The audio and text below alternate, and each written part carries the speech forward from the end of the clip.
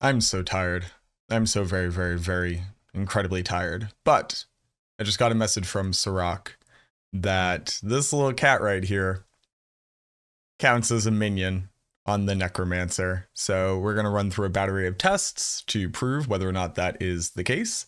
We're going to start off by testing out the Sacrificial Glyph in our Paragon board.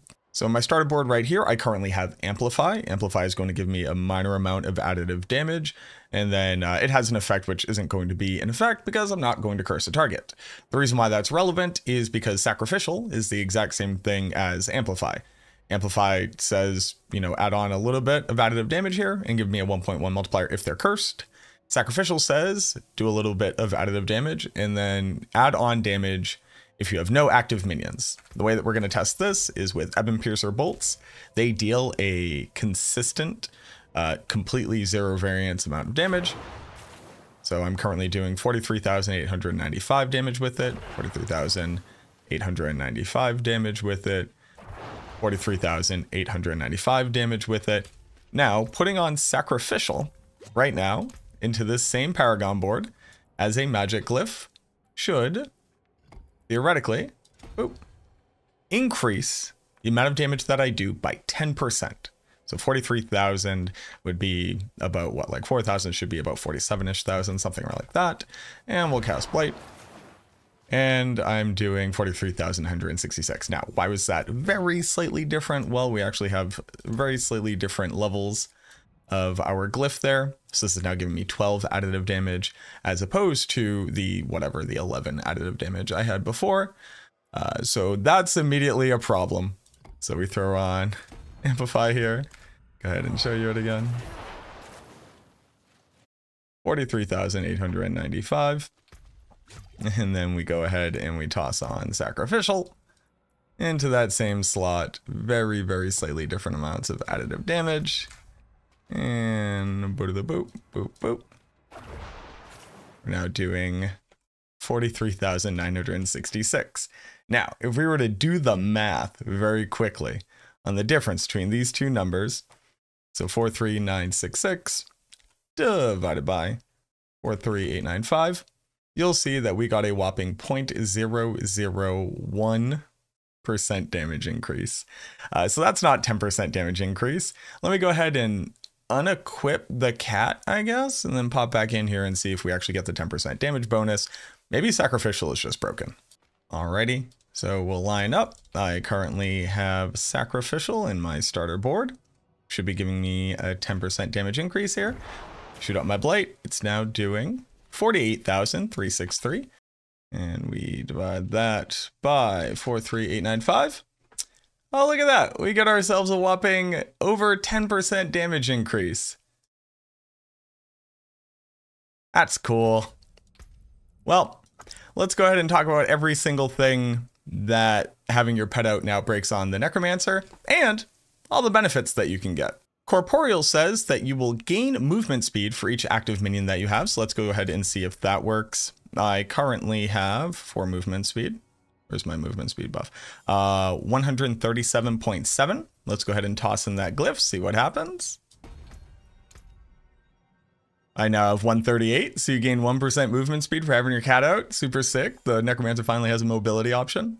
But I think that does it for the Paragon. Let's go ahead and look in our skill tree and see what this breaks. Obviously, we have Supernatural Sever here. Now, to see the difference between casting Sever and a 2% difference in damage would require me to collect something like 500 plus data points just to be able to get even like vaguely close to that being relevant. But for right now, I'm going to assume that this is going to work for this, and I'll point to another thing that more easily shows why this is true. We have the Requiem Aspect, which says that you gain maximum essence per active minion. So right now I have 118 essence. Let's go ahead and put on my ring. I now have 124 essence, and as you can see, I do not have any other minions on my skill bar. So that's pretty great. So it looks like it's counting as an active minion, not only for our glyphs, but also for the purposes of minion count.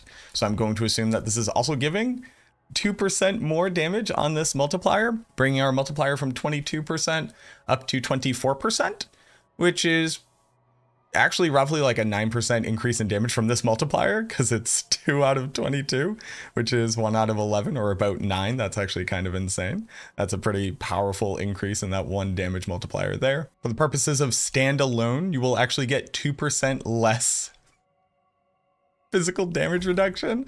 Let's go ahead and test that.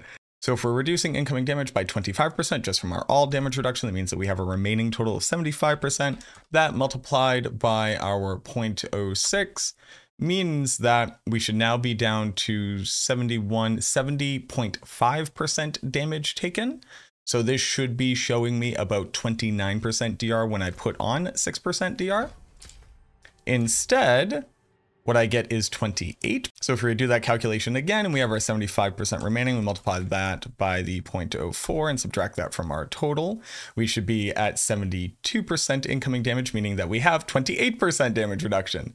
So it is literally making you take more damage just because you have this cat out. Now, this shouldn't impact skeletal warriors and skeletal mages, because it is just looking to see if you have sacrificed those 2 types of minions, but I guess I can try to test that very quickly. So if I were to sacrifice my skirmishers and I were to sacrifice my shadow mages, let's go ahead and unsacrifice these, look at my crit chance. I currently have 43.8% crit chance. I then sacrifice this.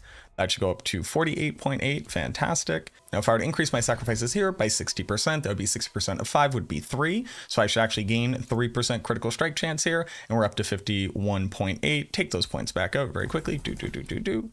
And we're back down to 48%. Okay, great.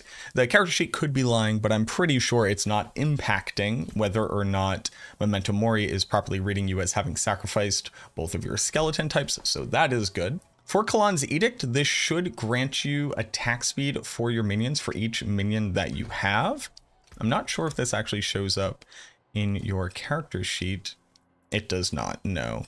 So that one would be significantly harder to test. That would require me to basically get just on the cusp of the last breakpoint for Cult Leader before the 3% increase, and then put on my cat and see what would happen. I'm near positive that your cat is granting you 3% increased attack speed. I can't test that right now because I don't have the stats put together to be able to do it. But if you're using Kalan's Edict, you're getting 3% more attack speed out of there, so go ahead and min-max for it. Oh, this is going to be hilarious. I didn't even think of this. Hold on. Let's go ahead and put on Bloodspeaker's Amulet, or Deathspeaker's Amulet, and see what happens. This is going to be funny. Oh, please work. This will be the best thing ever.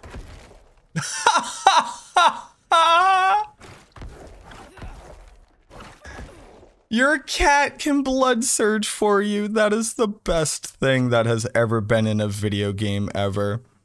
This unironically is like a pretty massive increase to the benefits of Deathspeaker's Amulet, because you get an additional blood surge per cast. The cool thing about this as well is that since the cat, other than when it's picking up stuff, will be directly underneath you, it's pretty easy to target stuff with this. And since Deathspeaker's Amulet can actually trigger Lucky Hit Chance for Blood Surge, it's one of the few ways to make the Blood Surge, like Lucky Hit Chance engine, work at all. So there you go. This cat is now officially a minion for the purposes of Deathspeaker's Amulet. That is so good. So there we go. Your cat's a minion. The biggest takeaways here are Bone Spirit with minion just became like pretty decently stronger. This can actually allow you to hit the 275 essence cap with less minions available, or even worse gear. This is just a free 7 maximum essence for that. That's actually pretty sick. This is also going to increase damage for Sever. It's going to make Kalan's Edict easier to hit the attack speed cap for your minions based off of cap 1. This completely deactivates the Sacrificial Glyph. This gets you more movement speed on the Corporeal Glyph. This is going to reduce the damage reduction from standalone. And it also acts as a minion for the purposes of Deathspeaker's Amulet. So minion builds rejoice. You got another one, and this one isn't undead. The best part about it is that you can say hello to it and pet its tummy tum, and that's pretty fantastic. Let me know if you come across any other weird interactions with this. Again, shout outs to Seroc for letting me know. I thought I was just going to be able to go to sleep early tonight, but nope, they added a pet to the game, and that obviously breaks the Necromancer because, of course, it does. This is Diablo 4. But yeah, let me know down in the comments if you find any other cool interactions. If you're new here, subscribe to the channel, toss a like onto it as well. I would deeply appreciate it. As always, thank you so much for watching. I hope that this helps you to better min-max your minion build. And as always, I look forward to seeing you in the next one.